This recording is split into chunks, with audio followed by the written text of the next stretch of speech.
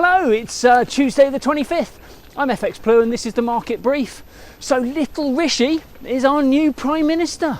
And it was rather heartwarming to see our first ever British Asian Prime Minister take the position on Diwali. An inspiration to all the little British Asians out there. Not only because they're nearly as tall as him already, but because he's now social proof of what they could become. Assuming, of course, their parents can stump up 46 grand a year for Winchester college fees, and assuming they can get into Oxford, join a hedge fund famed for aggressive investor activism, and make loads of money in a financial crash, ultimately before leaking pictures of his boss to get him fired. Then they too could become Prime Minister. Of course, as it should be for any whistleblower, it's never actually been confirmed that it was Sunak behind the Boris garden party photo. But there was a strong suggestion the photo was taken from the Chancellor's office, and his Ready for Rishi website domain was registered within days of the leak. And you know what they say, if it looks like a duck and it quacks like a duck. But all that aside, he now has the rather tough task of restoring party unity and regaining voter confidence.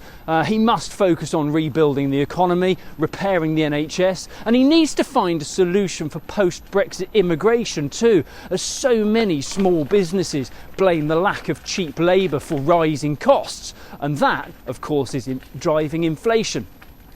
But before any of that good stuff, the cabinet positions will start to be announced today, and all eyes are of course on number 11 and who he is backing for Chancellor.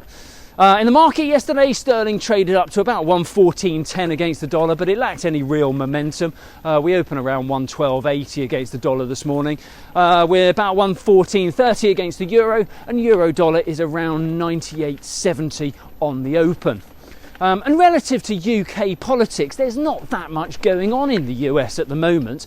Market focus remains on the Fed meeting next week, as of course the Fed focus remains on tackling inflation. Interest rates have gone past the neutral rate now, so further rate hikes should pack a bit more punch going forwards. And many feel that the Fed should slow the pace of rate hikes now, fearing the effect that continued aggressive policy may have, especially on the employment market, as the supply side inflationary pressures remain unaffected by rate hikes. On balance though, they will likely deliver 75 basis points next week and a further 50 basis points in December, while keeping a close eye on the data.